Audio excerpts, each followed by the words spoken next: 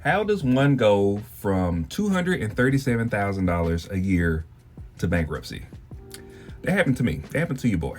So I appreciate everybody that gave me love and support on the last video. I've gotten so many messages and comments, and I've still got to reply to some of them, and I've even gotten some messages on other social media platforms. So I appreciate everybody for doing that. I really want to do this series because, it's just kind of getting to know me, and my story, and a lot of my decisions and stuff that I make and things that I do and ways that I am is because of these things that kind of happened in my life to kind of shape where I'm at right now. I'm in a really good place in my life right now, but it's not always been that way, and I feel like everybody has a story and everybody has a story to tell, and this is kind of this series is just going to be my story. So I want to kind of talk through what happened to how I got to making a lot of money, and then what happened, why I got to bankruptcy.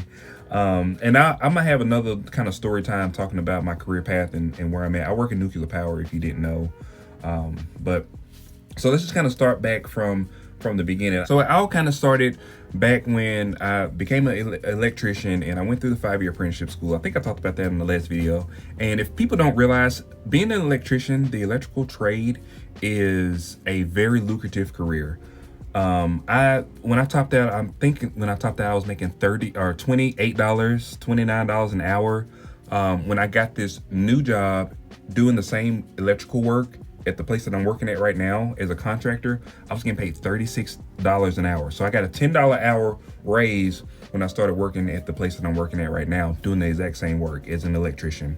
That was like 2013 is when I started working up there. And I was making I didn't even know what $36 an hour was. Like $36 an hour and plus overtime. I was getting paid time and a half and double time. It was a really great situation. But I went from, we talked about in the last video, I was broke. I didn't have no money. There was, I had a broke mentality, and I had I didn't have the saving habits. I didn't have the financial mindset. And, I just went from, making $28 an hour, which was still good, and I still had a very stable life, to making $36 an hour, and actually making my first time ever making six figures. I was making, the first year I think that I worked up there, I made $115,000, which to me was like, $115,000, there's no way I'm ever going to make any more than that. And I'll show some examples here, but I was making, I think I had got to where I was making like $150,000 in the middle of the year. Like before even close to the end of the year, I was already at $150,000. But so working up here, I got that raise. I was making $36 an hour. Well, then at the end of 2013, the beginning of 2014, I got an opportunity to become a craft superintendent, a test director, and a field engineer. I think those was my 3 titles that I had on my paycheck. And what that came with was $51 an hour with time and a half and double time. I'm like, $51 an hour, like what kind of Twilight Zone am I in? I was making $51 an hour. I had time and a half and double time. So time and a half on Saturday, double time on Sunday, unlimited overtime. I could work 24 hours a day if I wanted to. It was unlimited overtime. I was making the most money I'd ever made in my entire life. I think, my weekly, I was getting paid weekly, and my weekly checks was like $3,600, $4,000, $4,500. I think the highest check that I got in one week was $5,500 in my bank account. That's after taxes, and I was single and zero. So they was taking out the maximum amount of taxes, and I was still bringing home, $4,000 and $5,000 every week. So I was making the most money I had ever made in my entire life in 2014, 2015. And, I was spending, and I don't feel like I was spending. I don't feel like I was overspending. I feel like I was spending what I thought was warranted by a person that made 6 figures. I bought a house. I bought a nice house, but it was a moderate house. I think I paid like $175,000 for it. Not cash, obviously, but I could take care of the mortgage of that house. perfectly fine. The mortgage I think was like $1,300 a month. I could pay that with one check. And I was getting that 4 checks a month. I could take care of that. I bought me a nice new Ford Explorer, brand new. The payment on that I think was like $900 a month.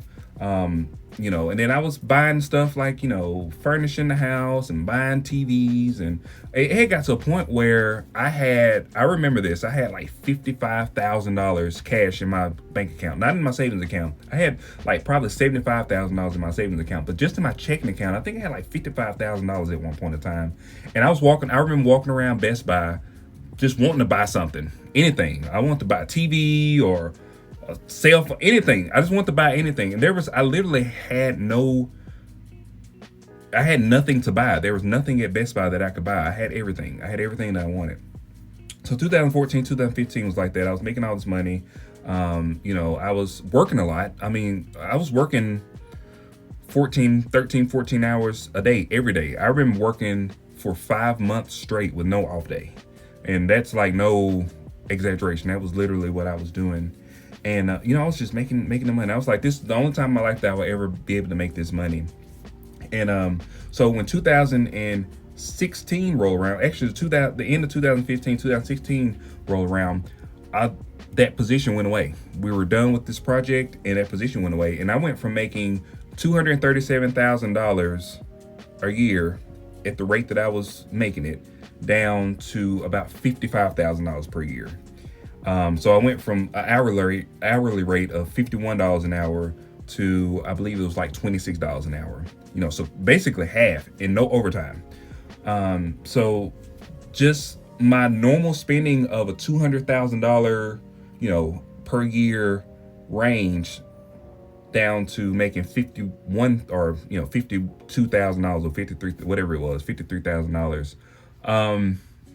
That was rough. I got to where I was okay for a while because I had my savings. I had my money that I had in my savings account, and that money that I had in my checking account. But I spent quite a bit of that on the down payment for the house.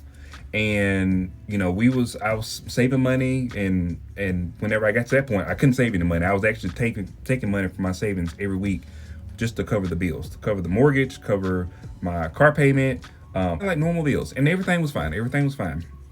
Well, I got laid off, and so I was off for 3 months in 2016.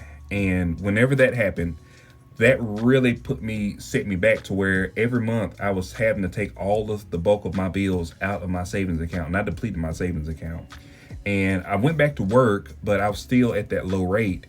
And I couldn't handle the bills. And I remember the day that I was sitting here in this house, and the tow truck pulled up and took my Explorer. They was taking my Explorer.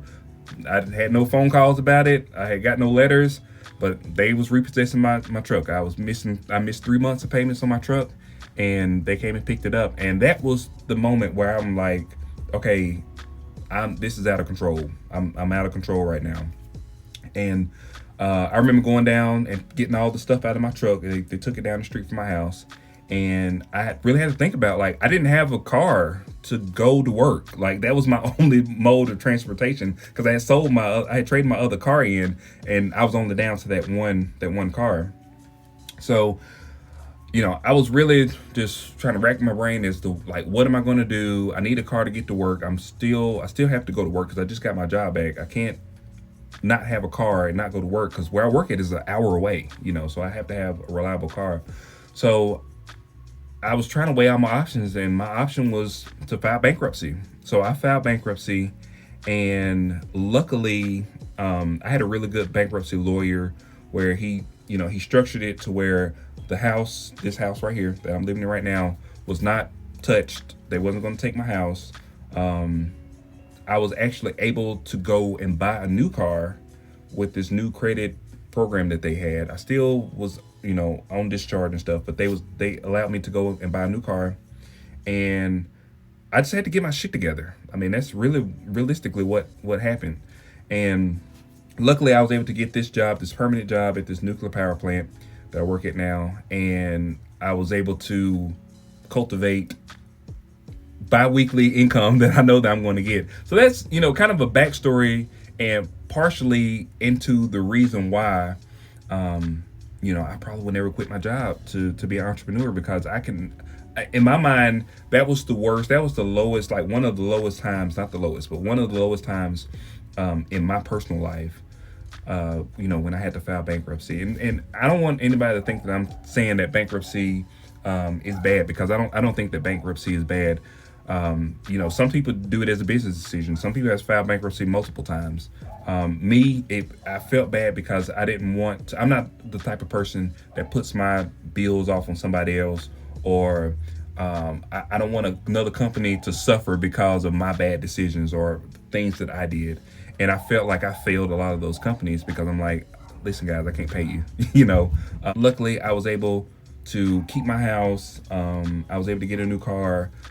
Now I'm financially stable, so it's not as big a deal as it was. That's kind of like my story as to my financial journey. I'm still building on my financial journey. I've been working at this job now and been pretty stable for about 10 years now, and everything is good now. But everything wasn't always good, and I kind of want you to leave this video with some positive energy. And if you're going through a situation, if you're struggling financially, it'll be all right. It'll be okay. It'll work out. Just pray about it. Do the best that you can. That's all we can do, is do the best we can. Try to not stress out about stuff. Money is, they always say money is the root of all evil, but obviously we need money to function. Like, you gotta have money to pay bills. You can't write a check, and sign it, hey, this is hope. Like, it's got to cash. It's got to have some funds behind it. So, we all realize that. And you just kind of, you don't be stressed out about money. Just try to do the best that you can. So that's where I'm gonna end this video. The next video, I'll talk a little bit about my career progression and how, how I was able to enter the power industry. And some people asked some questions about my job and my career choice and how I got there, and I'll kind of explain that progress. But I appreciate y'all for taking the time out and hanging out with me. I'll see y'all on the next video. Peace.